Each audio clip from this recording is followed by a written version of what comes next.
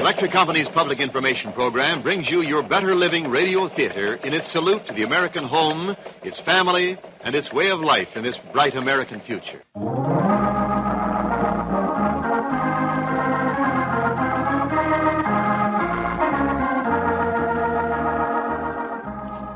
The tubes in your radio, the power behind this station which brings you this program, the nightlight at your child's bedside, the giant motors that drive the machines to mold our steel and power your production lines, the current that pops your family toaster, foods, aircraft, railroads, automobiles, and ships.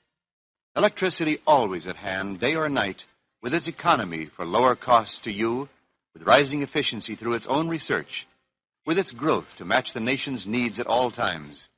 The electric industry strives day and night to bring you better living. This is your narrator, Wendell Niles.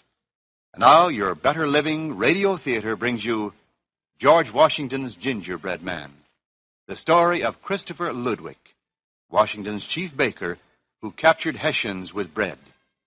This is the second in a series of broadcasts at this time to show you how Americans in a free nation have worked to bring you better living today. In fact, the highest standard of living in the world. Later you will hear from today's guest, Mr. E. E. Kelly, President of the American Bakers Association. And now, the story of Christopher Ludwig, George Washington's Gingerbread Man, a drama which has certain dramatic modern parallels. Advanced 50 miles today, need fuel and food. Reverse that. Need food and fuel. Signed, Patton.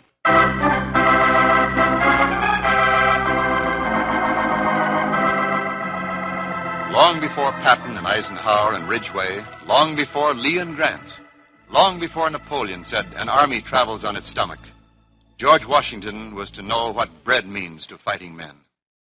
He was to know that oftentimes it's not the number of men and guns that determine the outcome of a battle, but the condition of these men depend upon the food they eat.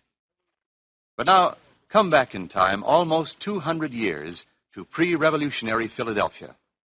In a fashionable store where men's clothing is sold, the proprietor, Mr. Adrian, slowly counts out money, watched by a humble man in sailor's clothing. 10, 15, 20, 25. There you are, Herr Ludwig. It's a hard bargain you've driven with me. Thank you, Mr. Adrian. I thank you. You have dealt honestly with me. Are you going to settle here on this side of the Atlantic? Someday, but not now. You desire to see more of the world? I love America, but I must return to England for a while. You married, Herr Ludwig? I have been a sailor too long, Mr. Adrian. Pardon my little joke. I wish to do well in America. Since my arrival, I have looked about to learn what trade it will be best for me to follow here. And you have chosen? My first, which my father taught me, God rest his soul. I shall become a baker. If you know it already, why are you going to London? I can bake bread with my eyes blindfold, Mr. Adrian. But to build a fortune, I must learn to make fancy cakes and cookies. I am a man of no formal education. My greatest sadness in life, I can read but little. So I shall go back to London, learn to bake fancy goods, and then return. I shall come back. Do not fear.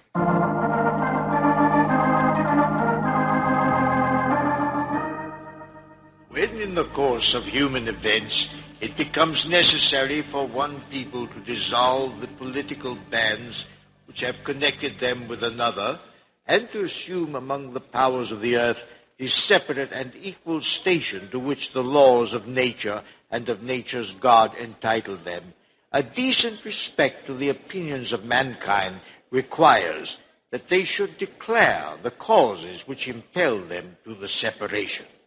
We hold these truths to be self-evident, that all men are created equal, that they are endowed by their Creator with certain unalienable rights, that among these are life, liberty, and the pursuit of happiness.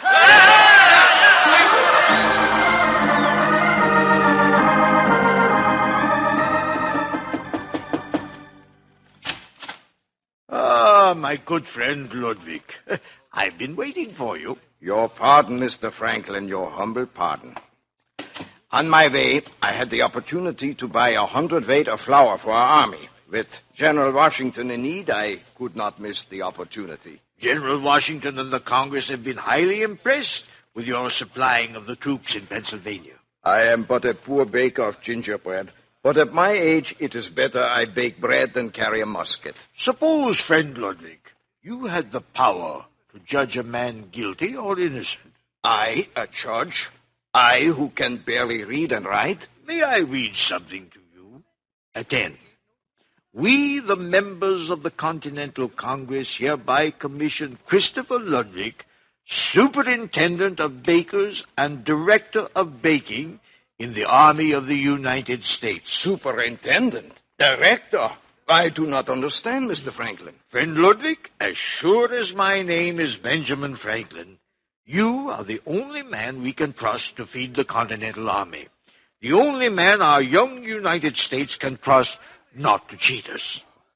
Hungry men cannot fight, no matter how deep the desire for liberty burns.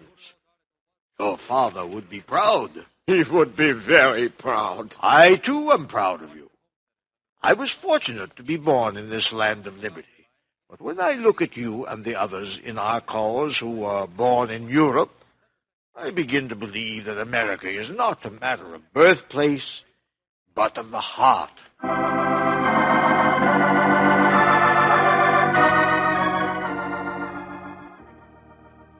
I have come to tell you this in confidence, Mr. Franklin, but I hope I am to be considered a loyal American. I have heard of your bravery in battle, Colonel Adrian. What is your business? You know Christopher Ludwig. Ludwig is one of our greatest patriots. I wish that were true. Colonel Adrian, choose your words carefully. On my honor, Mr. Franklin, I measure my words.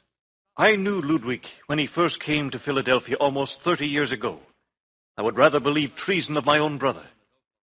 A week ago, he came to our command to inspect our ovens. I welcomed him. We had been eating boot soles and powder pouches until he ordered the farmers to share their grain with us. 3 nights ago, I had come from an inspection of the guards. As I came near his tent, I heard him conversing inside. I did not mean to eavesdrop, but the guttural of a Hessian prisoner caught my ear. Nein, it is good, but I cannot eat no more, Herr Ludwig. You will not try my gingerbread, Sergeant? I do not touch your English gingerbread. The English and you Hessians are allies, is that not so? May the English rot in the tracks. Take me back to brother Hessians. First, take this gingerbread with you. Your fellow prisoners may wish to eat it.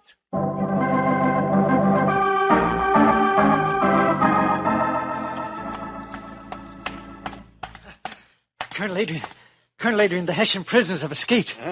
What? Oh, stop babbling, man. What? The Hessian prisoners have escaped, sir. Are you certain? They've escaped through the big iron door at the rear of the guardhouse.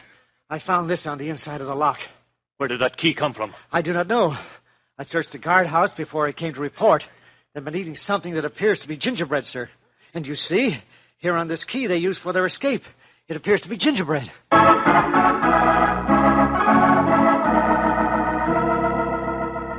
I have been able to reach but the one conclusion, Mr. Franklin.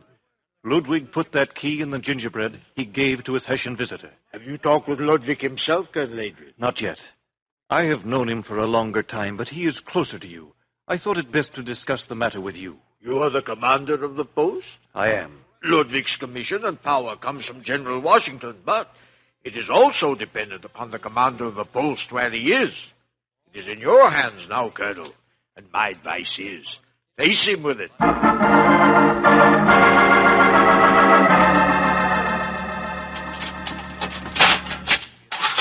Be careful. Be careful or no Christmas bread for you. Scrape the pans well, but do not drop them. You want the fires to go through the metal? Roll the barrels to that side, Dummkopf. The cooks need the barrels on that side, not in the horse trough. Colonel Adrian, the greetings of an old friend. You have come back. Yes, Ludwig, I have come back. I wish to talk with you in private. In a moment. We have found flour for your soldiers' Christmas bread. Your soldiers will not eat shoes this Christmas. You are generous with your bread. Please, my friend, you're angry with old Ludwig who feeds your soldiers? It is a matter we must discuss alone. Ludwig, who is that man? Man, which man? I have many men working. That one rolling the barrel there. I've seen him before. Oh, you have. Gustav Müller, come here. Yeah, Ludwig, you wish me? This is your new commander, Gustav. My old friend, Colonel Adrian. You recognize him, my friend? You recognize the Hessian sergeant who was our prisoner last week?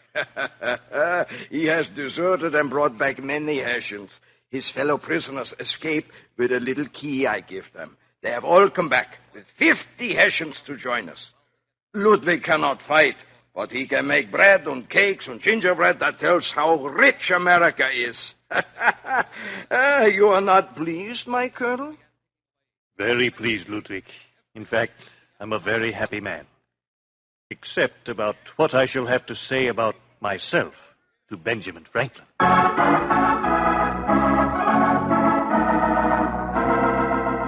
As we go about our business and household tasks today, bread is plentiful and inexpensive for most of us.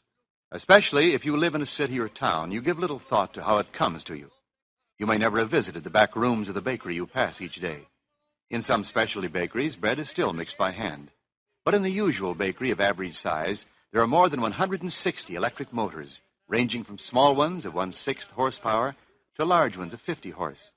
These motors run the mixers, the large conveyors that move the dough smoothly, evenly, quietly through the ovens, that helps bring you 40 million loaves of bread daily. Ludwig fought as valiantly for liberty as any soldier in the field. And Lord Cornwallis surrendered. Ludwig has one of his last meetings with a great man who has been his idol and commander-in-chief.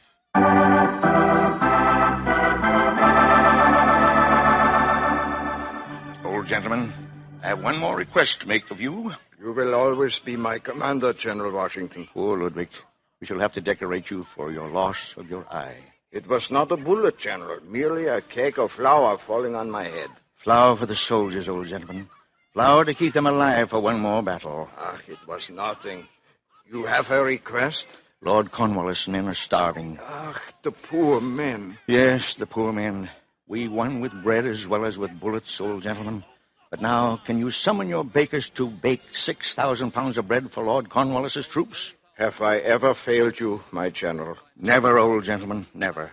Let the bread be good, and let there be enough of it if I should want myself.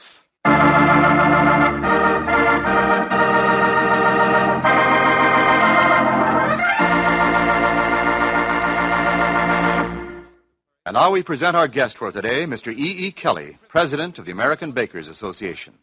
The story of Christopher Ludwig, which you have just heard, is a story of patriotic service performed by a baker at the time of our nation's greatest need. In that day, baking was a very unimportant part of our national business, but that was a long time ago. Low-cost electrical power, available everywhere, has been an important factor in the growth of our industry, and in the fact that, because her baker serves her daily, today's housewife spends less time in the kitchen, more time on other matters important to her family's daily life. Thank you, Mr. Kelly.